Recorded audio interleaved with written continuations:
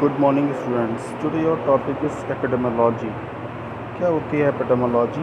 आज हम इसके बारे में जानेंगे। Introduction of epidemiology. The Greek physician Hippocrates, बहुत महान एक फिजिशियन थे ग्रीक के, हिप्पोक्रेटस। उन्होंने, वैसे तो बहुत सारे साइंटिस्ट हुए थे, उन्होंने एपिडेमियोलॉजी की डेफिनेशन अलग अलग दी है, लेकिन हिप्पोक्रेटस एक महान साइंटिस्ट थे, तो इन्हीं का हमने इसका रेफरेंस लिया गया है। He is the first person known as the examined the relationship between the occurrence of disease and environmental influence. सबसे पहले इन्वायरमेंट में ऐसे कुछ वायरस, बैक्टीरिया, ऐसी कुछ बीमारियां आई जो पर्सन टू पर्सन वेरी करती थी और उनको भी हो जाती थी। तो जो एपिडेमियोलॉजी का मीन्स है वो क्या है, इसमें आज हम जानेंगे। एपी मतलब मीन्स अपॉन या किसी पर्सन पे हो या कि उसके ऊपर कुछ हावी हो। डेमो मतलब मीन्स पीपल्स, पॉपुलेशन या मैंस। भारी मात्रा में पॉपुलेशन है, उसमें पीपल्स हैं, उन पीपल्स को कोई बीमारी है और वो बीमारी किसी के द्वारा ट्रांसमिट हो रही है। लॉजी मीन्स स्टडी या science. Definition, the study of frequency. Frequency मतलब वो कितनी फ्रीक्वेंसी में डिसीज़ है उस व्यक्ति को। डिस्ट्रीब्यूशन, वो फ्रीक्वेंसी कितनी है और कितनी तेज़ी से डिस्ट्रीब्यूट हो रही है person to person. And determinants the disease is known epidemiology. Determine मतलब हम उसको जानेंगे, पहचानेंगे, तब तक बहुत देर हो जाएगी, और इसी को हम लोग एपिडेमियोलॉजी बोलते हैं। इंटरनेशनल एपिडेमियोलॉजिकल एसोसिएशन एक एसोसिएशन है एपिडेमियोलॉजी, जो कि 2012-13 में कुछ बीमारियां हुई थी, तो एक एसोसिएशन बना दिया गया था, तो इसको हम लोग बोलते हैं international epidemiological association. Keyword of epidemiology क्या है? एपिडेमियोलॉजी मतलब एपिडेमिक। एपिडेमिक मतलब अपॉन, और demo means peoples. A outbreak of disease community in excesses normal expression, मतलब कोई नॉर्मल डिसीज़ है उसको ट्रांसमिट हो रहा है तो एक एपिडेमिक हो गया या एपिडेमिक। लेकिन पेंडेमिक तब होता है जब वो पर्सन टू पर्सन बहुत ज़्यादा ट्रांसमिट होने लगे। दूसरा है इंडेमिक। इंडेमिक मतलब इन मतलब इन, और डेमोनिक मतलब पीपल्स। उन पीपल्स के अंदर है लेकिन वो बाहर नहीं आ रही है या आ रही है। The constant presence of disease within geographic areas of usually prevalence of given disease in a particular area. Malaria, tuberculosis, आजकल तो बहुत कोरोना चल रहा है, तो कोरोना भी इसी में आता है। पहले कोरोना था एंडेमिक और एपिडेमिक, लेकिन ज़्यादा होने लगा तो हो गया पेंडेमिक। पेंडेमिक मतलब पेन मतलब ऑल मतलब पूरा वर्ल्ड, और डेमो मतलब peoples. All epidemic which spread the country to country or over the whole world as the example of recent epidemic of corona virus. जैसा कि आप देख रहे हैं कोरोना वायरस इस समय सबसे ज़्यादा स्प्रेड कर रहा है, ट्रांसमिट हो रहा है पर्सन टू पर्सन, या मानो कोई चीज़ से कोई पर्सन उसे छू लेता है तो वो हो जाती है। टाइप्स ऑफ एपिडेमियोलॉजिकल स्टडीज़ दो भागों में डिवाइडली जनरली ये किया गया है, ऑब्जर्वेशनल एंड एक्सपेरिमेंटल। इसमें बहुत सारी हैं। डिस्क्रिप्टिव स्टडीज़ होता है, एनालिटिकल स्टडीज़ होता है, इकोलॉजिकल है, क्रॉस सेक्शन है, क्रॉस कंट्रोल है, कंट्रोल कोहेट्स हैं। ऐसे बहुत सारे इनको सब डिवीज़न दिया, लेकिन बेसिकली ये 2 टाइप्स की होती है। एक ऑब्जर्वेशनल्स होती हैं और एक एक्सपेरिमेंटल। ऑब्जर्व हम उसे करते हैं और उसका एक्सपेरिमेंट करते हैं, मतलब उसको ट्रीटमेंट करते हैं। Concept and type of epidemiology, क्या है इसका कॉन्सेप्ट और ये इसके क्या टाइप्स हैं, इसके डेफिनेशन है, या हम बोल सकते हैं वो कैसे कैसे स्प्रेड होती है। तो डिसीज़ फ्रीक्वेंसी, कोई सी बीमारी हो, चाहे वो मलेरिया हो, चाहे वो कॉलेरा हो, चाहे वो कोरोना वायरस हो, चाहे कोई सी भी हो, उसकी उस डिसीज़ की फ्रीक्वेंसी कितनी है। तो measurement of frequency of disease, हम उसकी मेज़रमेंट करेंगे या उसको नापेंगे, उस डिसीज़ की फ्रीक्वेंसी कितनी है। डिसेबिलिटीज़ और डेथ एंड समराइज। डिसेबिलिटी उस बीमारी की कम होने की क्या चांसेस हैं और उस बीमारी से कितने लोग मर रहे हैं, उसकी क्या पॉसिबिलिटीज़ हैं। Summarise the information is from the rate of ratio. Example, prevalence rate and incidence of rate, that rate example is basic measure of disease frequency in ratios या ratio. These data is essential for the comparing disease frequency in different population or subgroups of same population in relationship. Yeah, relation is substance causes factors such as comparison may yield impact causes the disease epidemiology. Epidemiology is also concerned with the measurement of health related events or studies in the community.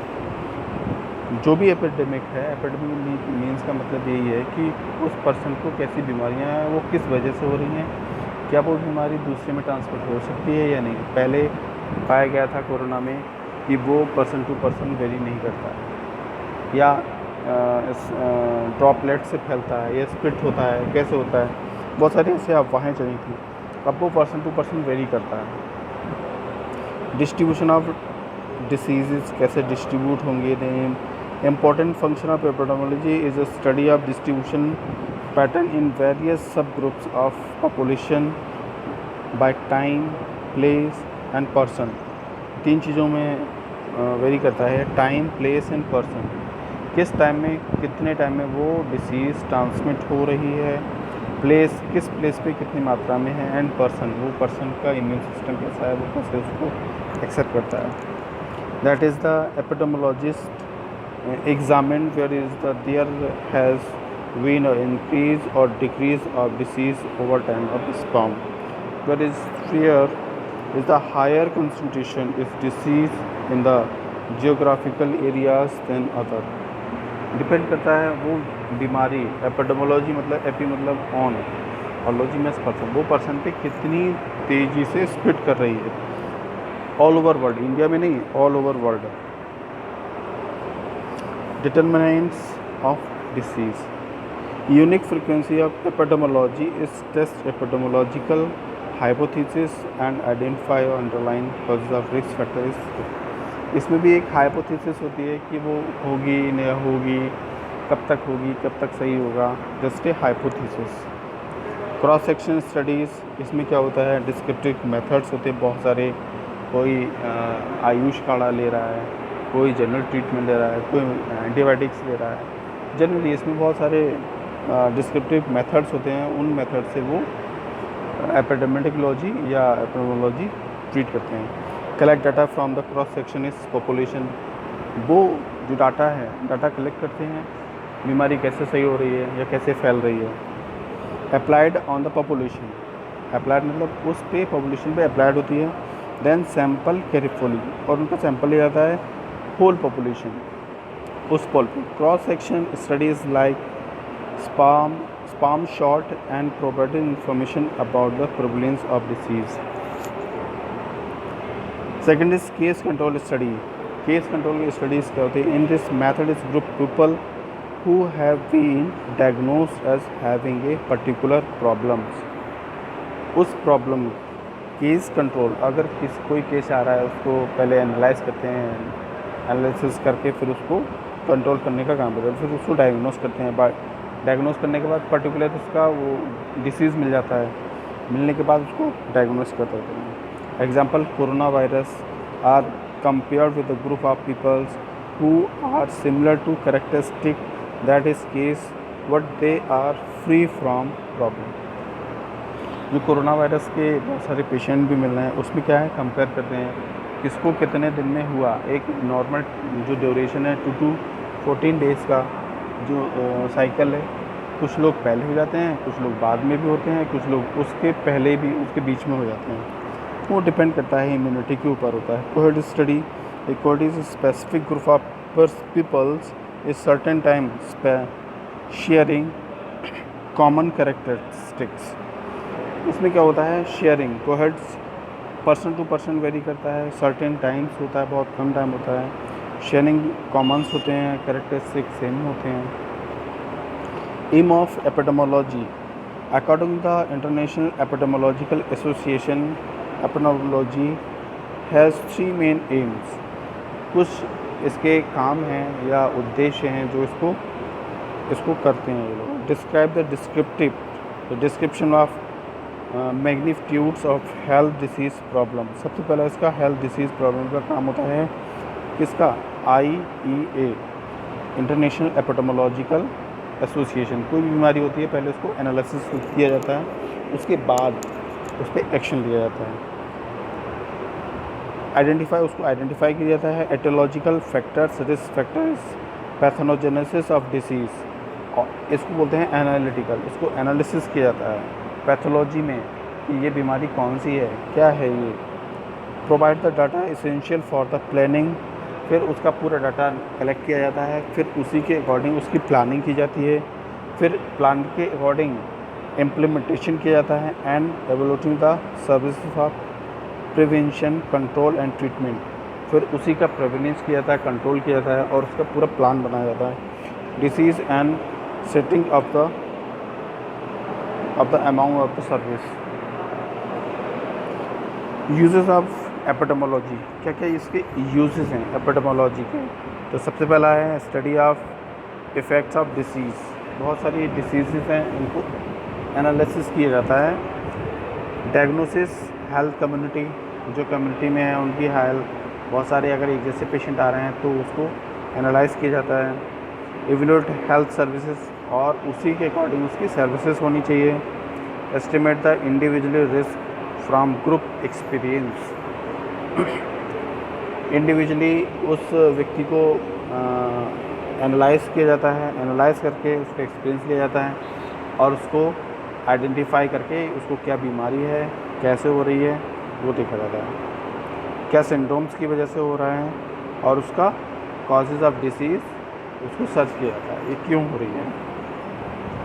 Basic emergency care and first aid, जब ये सारी epidemiology हो जाती है, pandemic या endemic हो जाती हैं कंडीशन, सिचुएशन, तो उसमें क्या किया जाता है जनरली।